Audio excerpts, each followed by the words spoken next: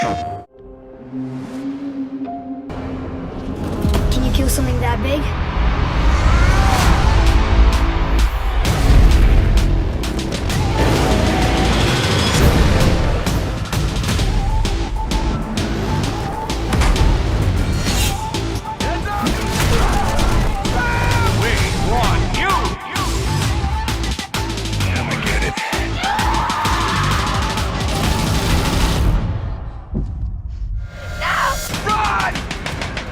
My name is Marcus. My name is Kara. My name is Connor.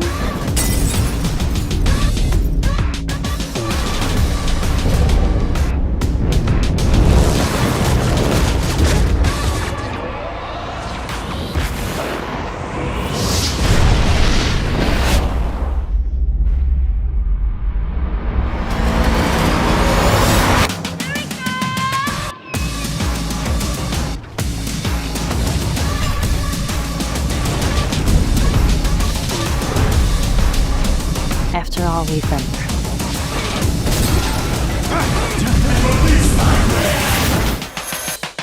It's time.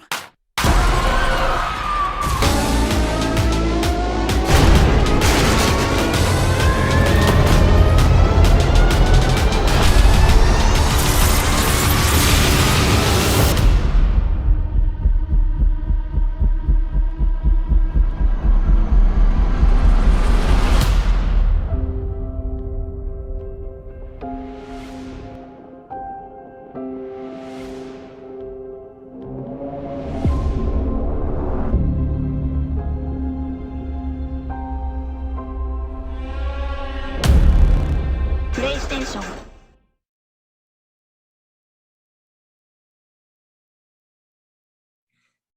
I don't even know what episode this is, but welcome back to the Northern Nerdcast.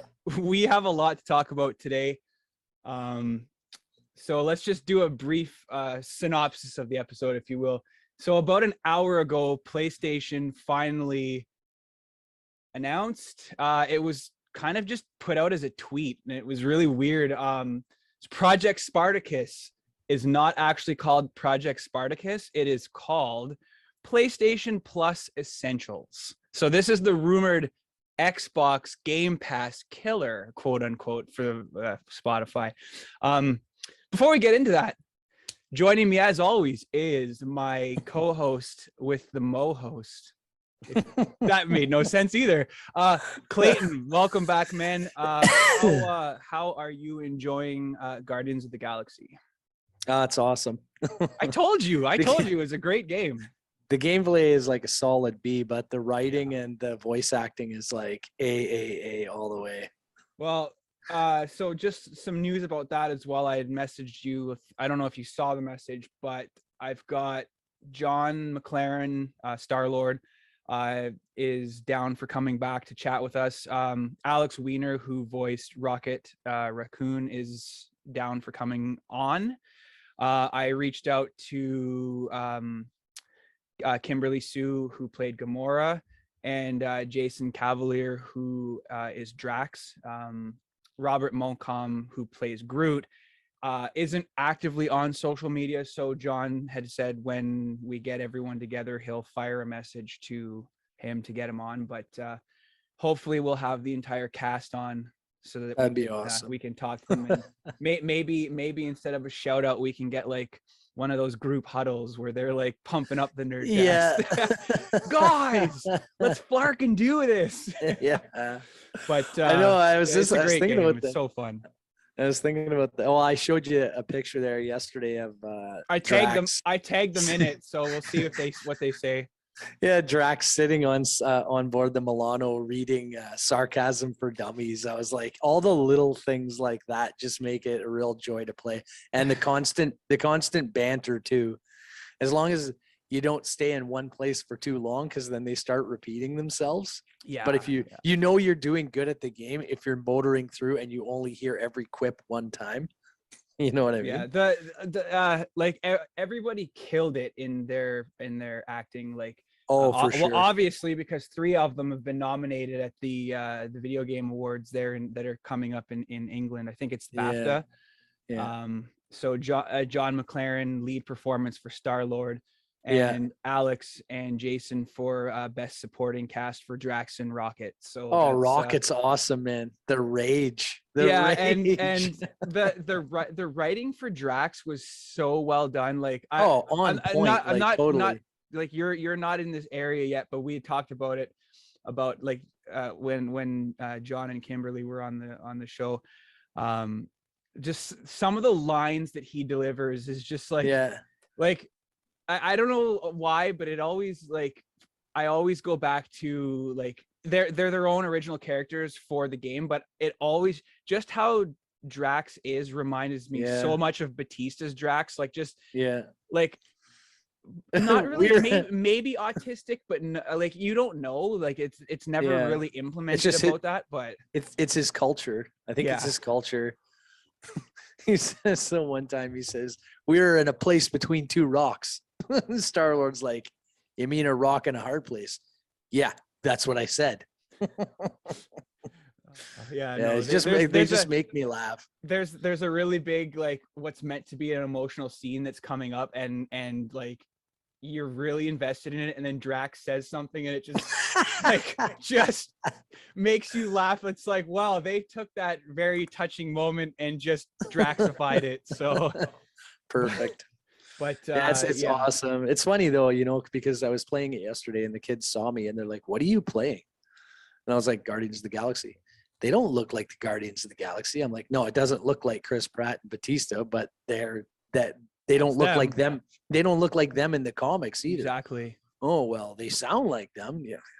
You guys, you don't get it. You don't get expanded universe media. Like, Yeah. So did you keep the money or did you pay?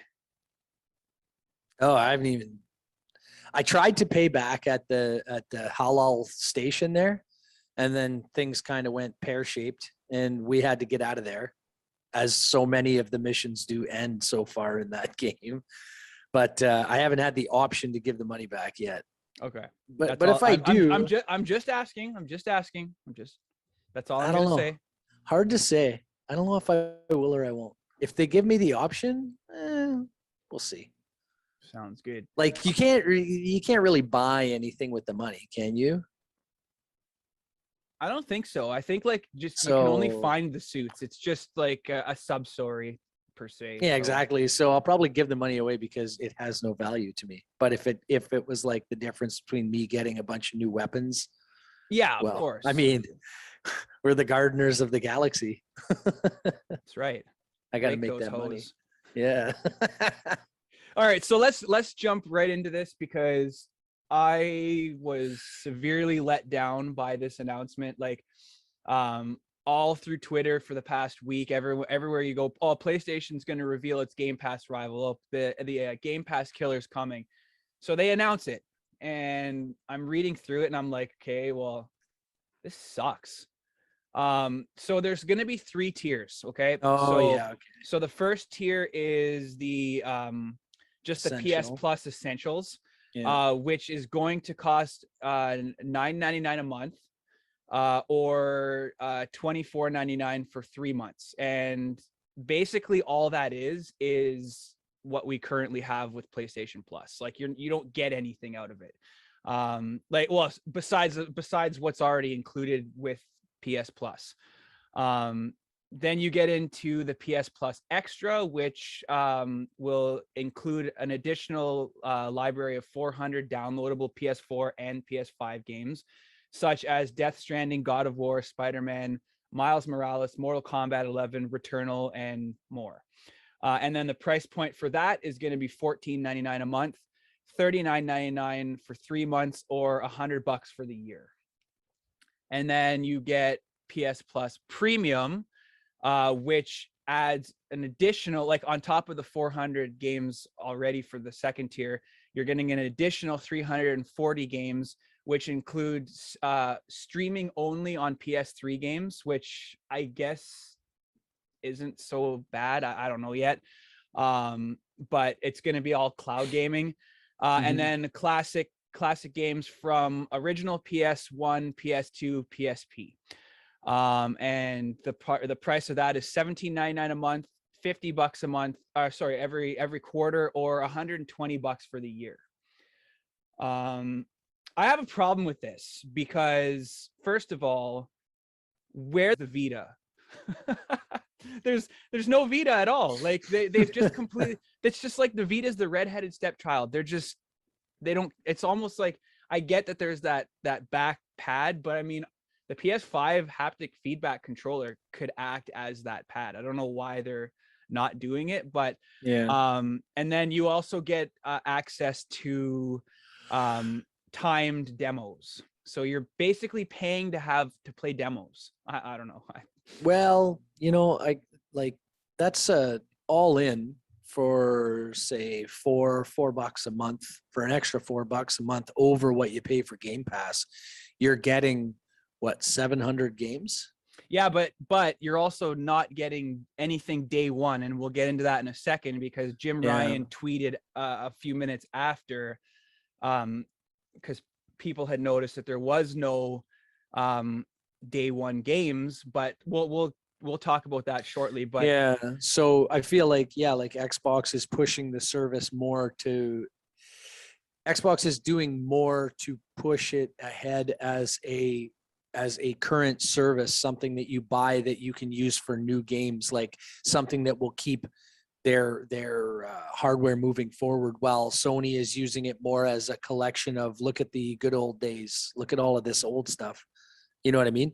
yeah, look at all but if these you're a classics collector that like you love. or I, like, I mean, It means nothing. it means to nothing me. because No. I can like, I mean, yeah, there's the accessibility. Like, I don't have to plug in 2 cables to play my PS2. I can do it on my on the cloud.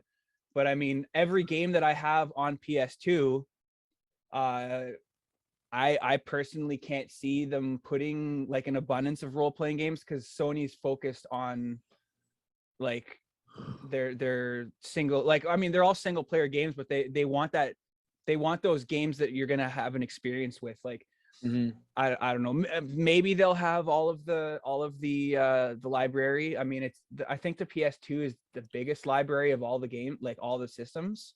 There's like what, 1,700 games or something. Yeah, it's ridiculously big. So I mean, a lot of it is like just filler titles, but I don't know, like, if I really wanted to go play my PS2, clunky graphics and everything, I would see if I could get it, first of all, from the Vita store before it closes, or plug it into a smaller TV so that the characters don't look stretched. But I mean, there's actually a lot of games on the PS2 that still, well, they don't hold up graphically, but the graphics are still pretty impressive for like an old system like that. PlayStation 1 basically is unplayable. Like, I cannot put a disc in and play blocked Final Fantasy 7, like all Really? the triangles and stuff. It's just, I can't do it.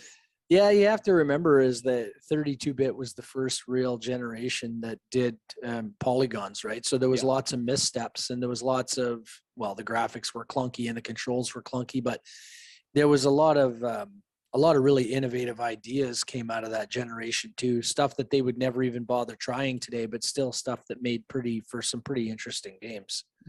Like, I don't, honestly, I don't know how I feel about it. See, I'm already paying for Game Pass. Well, and that's the thing for me. And like, you have to think, like, if you're paying for one service, like for people who are just PlayStation owners, yeah, sure, why not? Yeah. Now that service, their Game Pass basically does that include all current PS Plus perks? Like the two free games a month, and what it says is, this is being quoted from Video Games Chronicle, because that's the site that I use for everything. Like, it's not that I don't trust IGN, but I don't trust IGN. It just says the new service will launch for PS4, PS5 starting in June, structured across 3 payment tiers. PS Plus Essentials offers the same benefits as the current PS Plus service, with monthly free games discount and online multiplayer. So it's that's the first tier. That's basically what you have currently. It's just they're merging PlayStation Now into that. Okay. And then you have your 2 other tiers that includes more. It's almost like, and like, I might get raked for saying this, but like, Oh, I was talking with Drew from Inside the Game about this before, like before we had known exactly what this service was. Nintendo did the same thing. Oh, you want 64 games? Okay, well you got to pay this much more. Oh, you want Sega? Now there's an expansion pack for that, and it costs this much. And they're arguably the worst of the three streaming services. Like Nintendo's more focused on their single player games, which I can say I have all three of the current systems. I never ever, I don't even message my friends on Switch. I'll message my friends on Game Pass. I'll message them on PS5, but I will only ever use the Switch for multiplayer if I'm playing Minecraft Dungeons with my daughter. Otherwise, everything's done through Game Pass or single player on PS5. Yeah. So I don't know. Is this a Game Pass killer? Absolutely not. This doesn't even come close to what Game Pass offers. That being said, like now that I'm had time to read it, it is a little bit pricey, especially like you said. If I had to choose between PlayStation Plus Essentials, it's a stupid name. I think they should just call it Spartacus or whatever. Yeah. But like if I had to choose between that and Game Pass, I'm sticking with Game Pass just because, like you said, I don't really do anything multiplayer on PS5. It's like for Horizon and Returnal, and if I'm gonna play multiplayer, I'll pull out Game Pass. You know, I'll be honest too. Like, if you're paying like a premium, like Sony's got whatever the count is, right? All in 700 older games or whatever.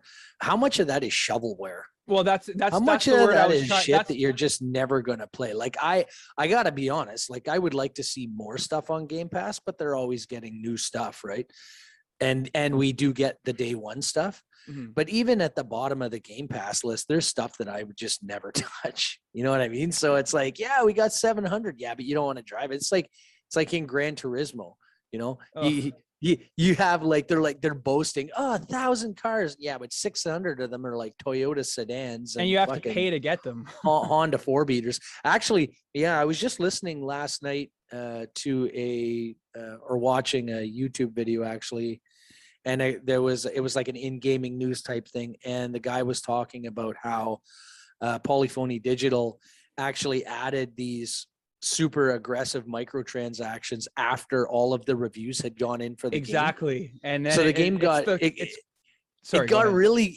really good reviews, right? And once all of the ink was dry on the reviews, they added these microtransactions, which were just like ridiculously arrogant.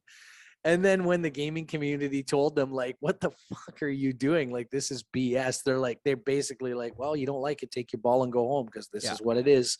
And then they turned around and actually reduced the amount of money or experience or whatever you get for driving cars. So now it takes even longer to grind for. Well, and currently, like, it's the worst. Like again, like I'll go on Metacritic.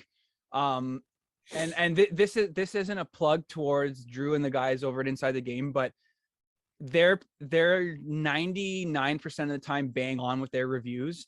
But Metacritic currently, the user score for Gran Turismo is a 1.8.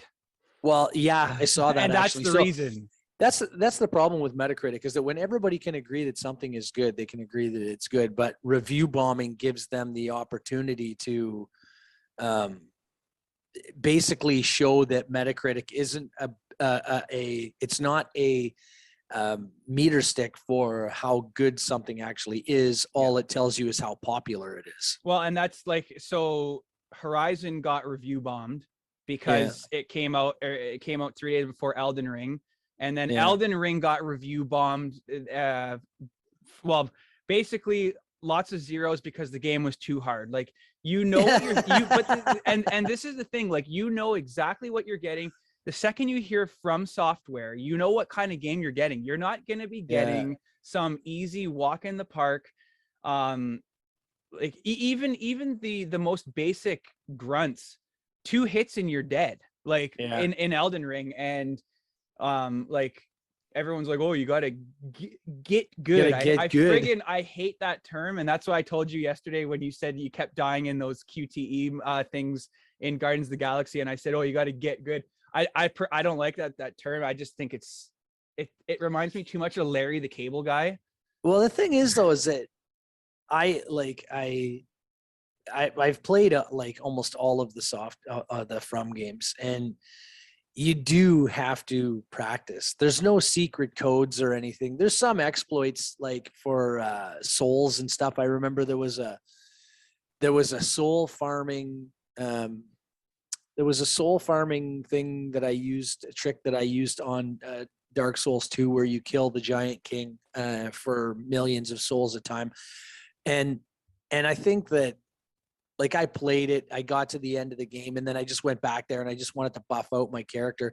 But I got my character to something like level 250, and it still didn't matter. I can still be like effed up by this or that. Mhm. Like, you still need to know how to play. And I mean, Sekiro, my Sekiro Odyssey is like a thing of legend. You know what I mean?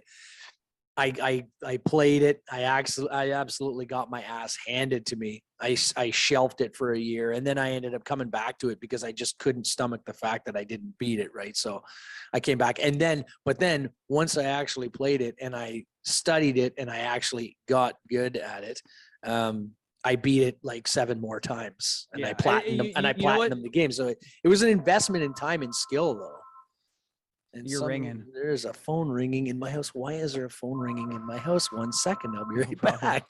Did it? And yeah, once I got good, yeah, I ended up platinuming it, but it took me a long time to actually do. But it was only because I was stubborn and I accepted the challenge, and I said, okay, if this is what it's going to take to do this, to see everything there is to see, then this is what I'm going to do. Like, it was a challenge. It wasn't just like lots of games nowadays even have like a narrative mode or a story mode where the combat is severely ratcheted down and you can just walk through the game. But the thing about those games is that the real brilliance doesn't happen when you're this all powerful, you know, like when you get to the end of the game and you can absolutely one hit anything that comes along.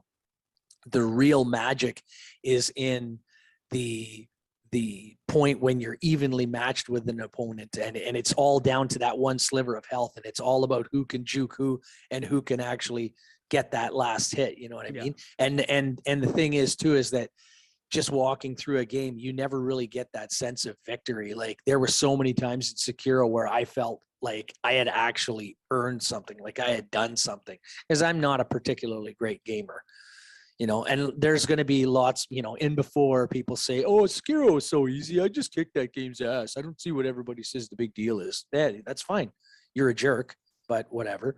Not everybody is like that. Mm-hmm. The same way that people would tell me that it was so hard that they couldn't finish it. Well, there's lots of times I thought, well, that maybe I wouldn't finish it, but I just kept pushing. So if you want to see the things that Miyazaki has to offer, you're just going to have to work at it. Yeah. That's the long and the short of it. So accessibility speaking, yeah, it does sort of suck for some people that they can't play what is arguably, or not even arguably, the greatest game of the year, but you're just going to have to invest the time. You're going to have to understand that death and failure is a part of the process, and that's how you get better. Yeah. I have no sympathy for people who just want to walk away from it. Like, man, just push yourself. You'll feel so good when you actually do it. I promise you. Yeah. Well, I mean, and that's just it. And the funny thing is that's probably the only game of the soul style games that I don't own. I don't know. I even have Hades on the Switch. Like, and then there's that new game that just came out called Tunic that's getting review bombed because people said it's too hard. Yeah. And that, I didn't know that. We'll get back on topic shortly, but I didn't even know that was a Canadian game.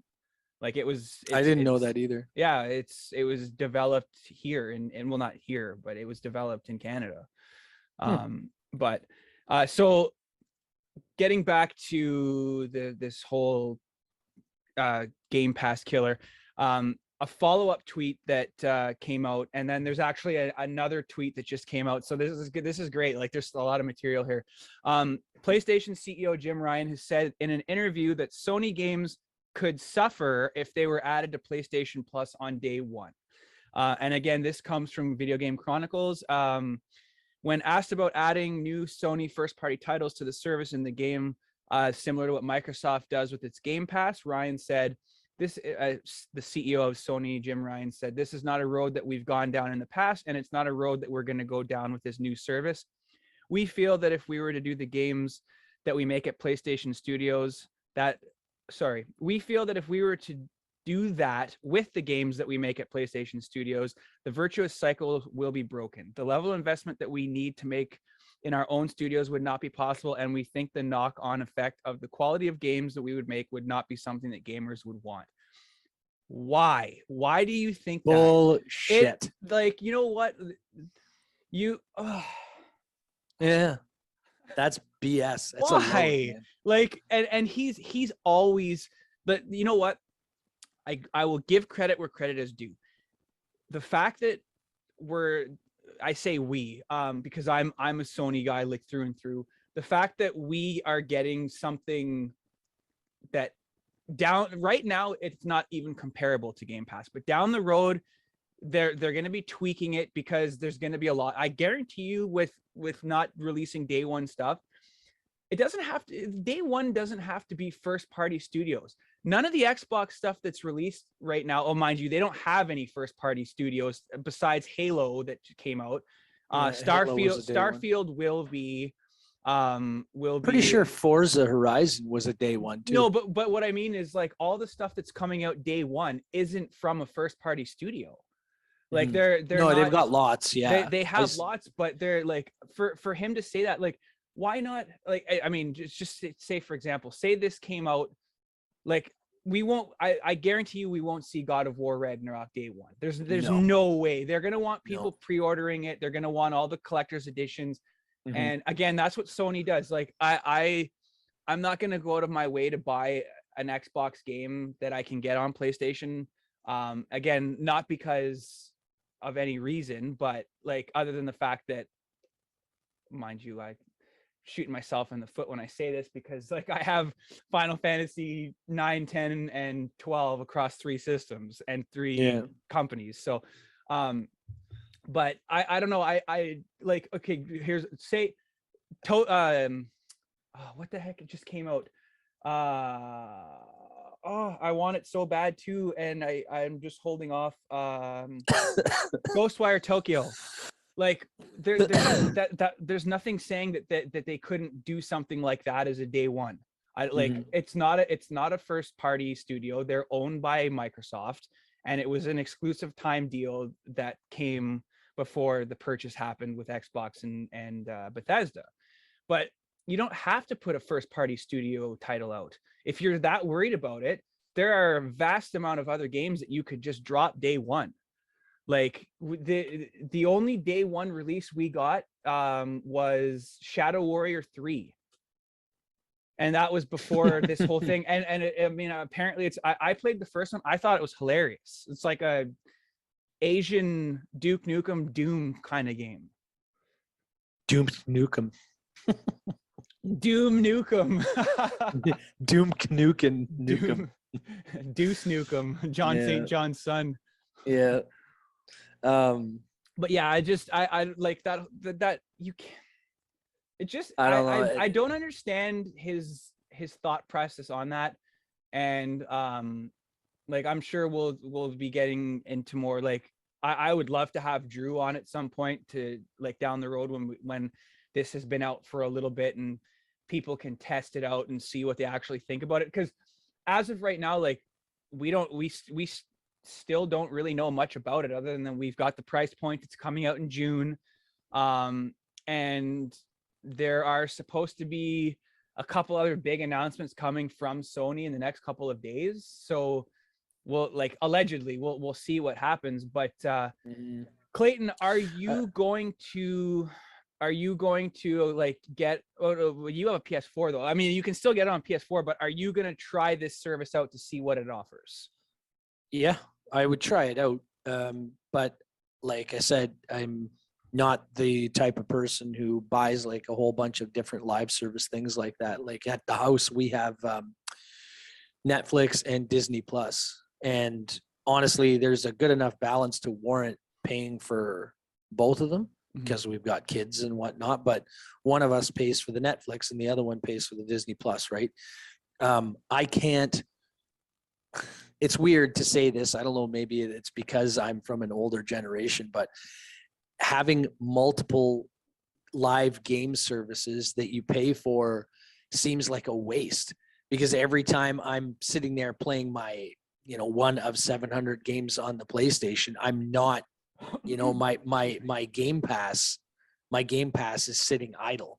If I get really into a game and play it for 3 weeks, well, then my money that I spent on Game Pass is a waste. You know what I mean? Yeah. Like, I will say that I have been using Game Pass a lot. I actually haven't been playing a whole lot of games at all lately, except you're for playing Guardians for free. Well, and that's Guardians the other thing. Galaxy. People are under the assumption like it's an amazing deal, but when I hear somebody say, "Oh, it's free on Game Pass," it's not free on Game Pass. You're paying for Game Pass. It's not free. Yeah, you are. But if you consider the fact that I'm going to play Guardians of the Galaxy for, say, 3 weeks, and I am playing it for $14. You're essentially, you know what Game Pass is? Game Pass is Blockbuster. Yes, I said it. And that's what, I mean, in a good way. Like, okay, I'm done with it. Now it's not sitting on my shelf taking up space. Now, I'm a collector. You're a collector of the older stuff, but when that inevitability happens where something goes down, like again, PlayStation, halfway through PlayStation 3's life, everything became loaded off the disc, but you still needed to have internet to do it. Like, even though I have physical media for PS4 and PS5, unless there's an offline mode, a lot of those games are going to be useless if something happens to technology. Whereas, like, say we still have power and stuff, I can plug in my PS1 and my PS2 and play old school games, and video games will be the currency that we'll be trading video games for gas. Yeah. But yeah, I for myself, for water. Myself, I'll probably try it out. Like it would take a lot to get me away from Game Pass, and as it is, like if I would do a try, like a month trial just to see. Yeah. And if they're smart, worthwhile, then I would get the year. But the thing is it's not one of those things like I always set it and forget it. I always think of that Ronco toaster thing where you set it and forget it and the turkey's just spinning around inside this. You still got to think about it. Like and the one thing that Sony is doing right that Microsoft should learn from, you can't get anything more than 3 months of Game Pass. Unless you buy 4 3-month things. Sony is doing a year at $120. That because Game Pass Ultimate, which is what I use because I have it on my PC and Xbox, is $59.99 or whatever. It's more expensive to get that than to do that every 3 months than it is to buy a year of the PlayStation Essentials. Yeah. So this might force Microsoft to reevaluate how they do their but they can, right? They're already well established. They can just tweak it. But what Sony should be doing is they should be offering a month of free essentials, a trial, to entice everybody who's already a PS Plus subscriber. Yeah, you know what I mean? At least that, because the money that you're going to have look. Everybody's going to want to get it. And then even if you only have an uptake of 50% afterwards, you still have your PS Plus subscribers, and now you have 50% more people with this new Essentials bundle. So it makes sense to me. Like, it seems like they don't want to open up their wallets and spend the money, but they're so anti-consumer. Like, they're just so anti-consumer all the time. And everybody beats on Microsoft for not having exclusives, but that's the only thing that I can put against them. Yeah. Because they're like, Game Pass has been awesome, and Microsoft Microsoft are doing everything that they possibly can to hang on to whatever market share they have. So if you're an Xbox gamer right now, things have been pretty great. Like, because Absolutely. they're willing to do whatever it takes to get your business. And meanwhile, Sony's like, you know, 10 years just- later, they're just getting in. Well, not just. I know. They've always had the PlayStation Now, but like the Vita, it was like this afterthought. They're like, yeah, let's do a streaming service. yeah, If exactly. if you have a crappy internet, like when we first moved here, we just had like basic stuff, and I mean, I know that it's not going to stream properly, but like I had a hard time streaming Knack, like, and I mean, but it's like, and I think that's going to be the downside to not being able to download PS3 stuff. Now it is a much older software, so streaming might be the only way that they could do it, because like, yeah, we're sort of seeing backwards compatibility, but well, even I still me, like being able to put my PS1 in a PS3 or PS4 system and playing it that way instead of digging out my PS1, which now you can't really do that anymore. So yeah, I have, like I play some stuff. I tried the cloud gaming option on Game Pass a few times. I was playing Dirt 4, Dirt 5. I can't remember which one. And it's good, and it plays good, and it plays smooth, but the graphics do suffer a little bit. You'll notice it looks like it's always kind of buffering a little bit. But it was still cool to see that they had it, that they have the cloud gaming option. Typically what I end up doing is I install the game on the hard drive, I'll play it, and then I just ditch it off. yeah, You know what I mean? At least then it's always there. But it's really nice if you wanted to just try a game and you don't even want to waste the time installing it on your hard drive. You just cloud game it. If it offers it, you get a chance to try it out. And if it doesn't work, well, whatever, you're not hanging on to it. You know what I mean? yeah, exactly. And So- I mean, other than the fact that, like, if you're downloading a game and you're, like, for example, Returnal is a massive amount of space on my hard drive. You download a game, and that's the only downside is, like, even like I just re-downloaded Arkham Knight because I didn't realize that they had come out with a season pass of all these additional stories. I loved Arkham Knight, so like getting back into it was awesome, but it's like 300 gigs. What? Yeah, it's massive. For some reason on the PS5, mind you, it's the Game of the Year edition. So like, Still, man, came 300 with, like, gigs. Holy yeah. Christ, that's huge. So like That's like ridiculously huge. it's bigger. It takes more space than what my PS3 has, like, in Yeah. total space. But like all you have to do is delete it and then save space. Like that's a good thing about just downloading your games. But so, and like as I had mentioned before, another tweet came out from Sony. Sony claims that every major publisher will support the new library. It is unclear if this includes publishers now under Microsoft, such as Activision. But again, Sony's CEO Jim Ryan made the claim during an interview with GI.biz about the newly announced PlayStation Plus refresh, which will see the 3 tiers. It's currently unclear, however, if that list truly means every publisher, including Microsoft-owned ZeniMax and Activision Blizzard. I can't see like the stuff that hasn't been released yet, but No. you want to But the have old that, stuff. you want to have that good relationship. Like I don't see Well, there's them not- pulling all this stuff from the Sony library, because Microsoft is not keeping the lights on by selling copies of Oblivion on their own system. You know what I mean? So older stuff like that, yeah, like ZeniMax is gonna have the option. They're gonna be putting that on the other consoles like the Yeah. PlayStation and the PlayStation service and whatnot. But all that deal does, that acquisition does, is gives Microsoft the ability to cherry pick the projects that they are like, no, I think we want that as an exclusive. So they'll Yeah. just keep it. You know what I mean? But the older stuff, fuck no, because now they can make money off of it, selling it as a part of their service, as well as they're getting paid for it to be on the Sony service. So Yeah. win-win, you know what I mean? More money in their pocket. yeah. It's not costing them anything. Exactly. And everybody gets a free copy of Battlefield 2042. The word.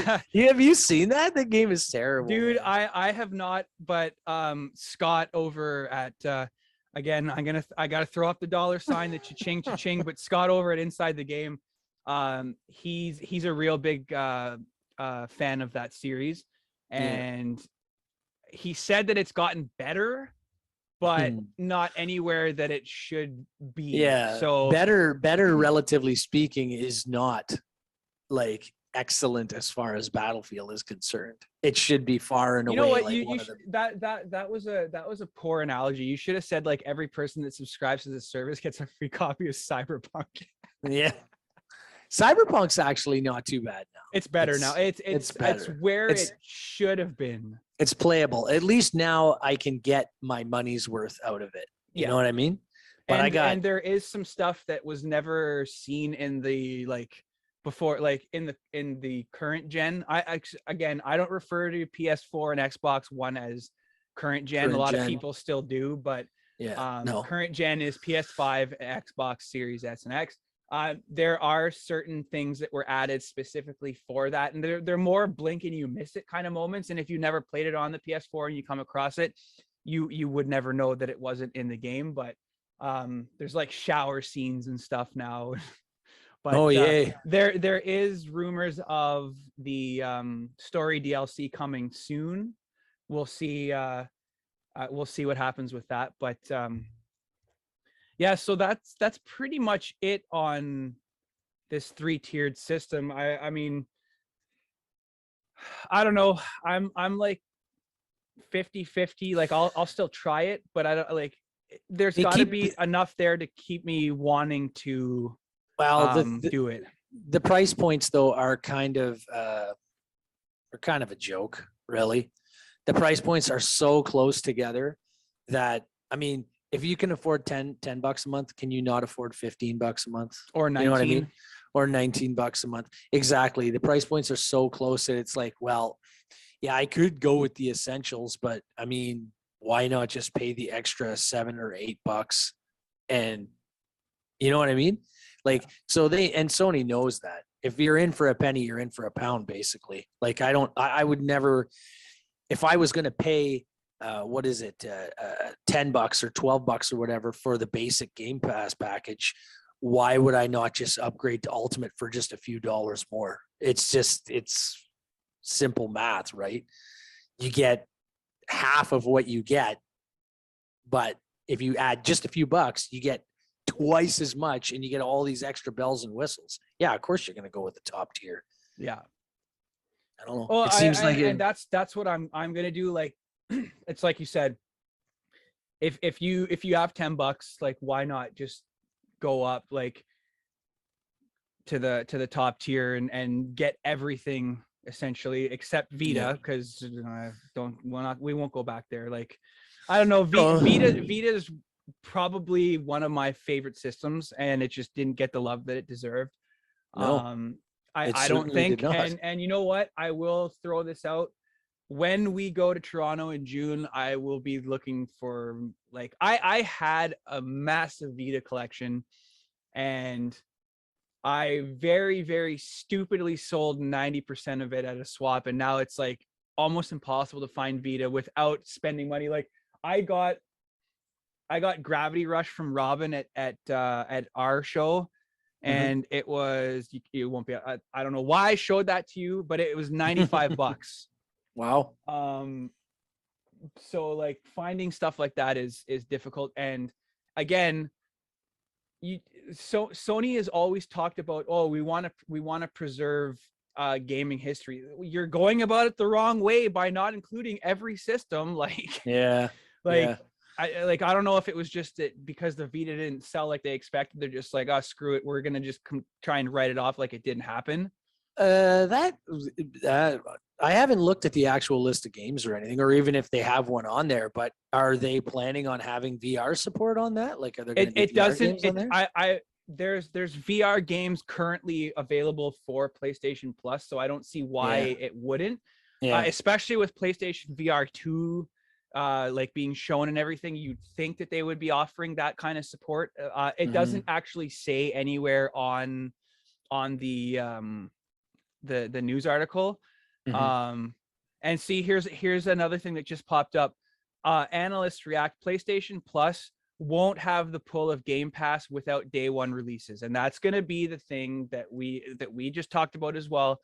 That PlayStation's going to have to go back and evaluate this at some point and say, okay, we have the majority of like nobody can, like no other system can touch Sony when it comes to sales.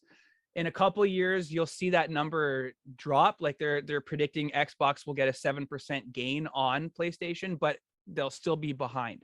But again, Xbox doesn't care about selling you an Xbox. Microsoft, they want to sell you Game Pass, and that's the nice thing. I have an amazing.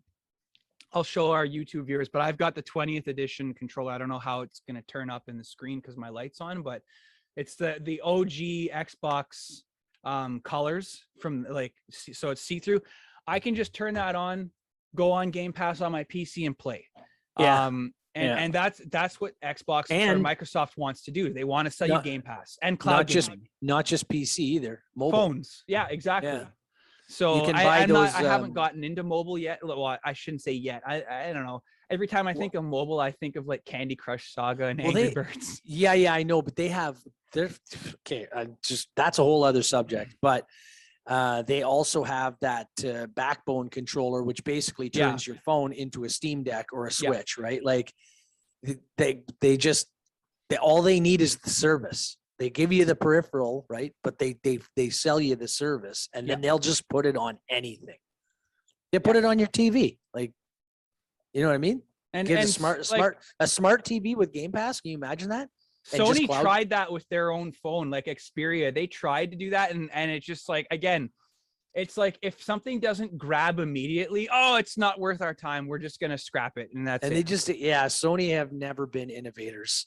They give awesome games, and that's basically what they that's their focus. And our next podcast will be talking about the first party studios, because there's rumors of an acquisition, but we won't talk about that on this one. This one I wanted to just focus on the news that came out. Like I was all ready to start talking about this and talking about streaming services, and if like I don't know, like for me personally, I just like, this is almost like 10 years too late kind of thing that Sony's doing.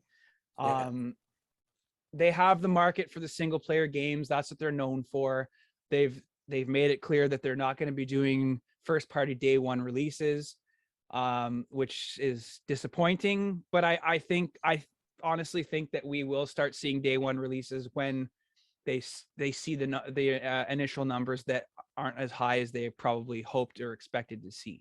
Well, can you imagine, like, they have the Sony Plus service out for a year or something, and then some really, really big game comes out or is coming out. God of War, or maybe not that soon, but say in a year or something else really big is coming out. Yeah. And they're at like a game show or like an award show or whatever, and they're doing the teaser trailers or whatever.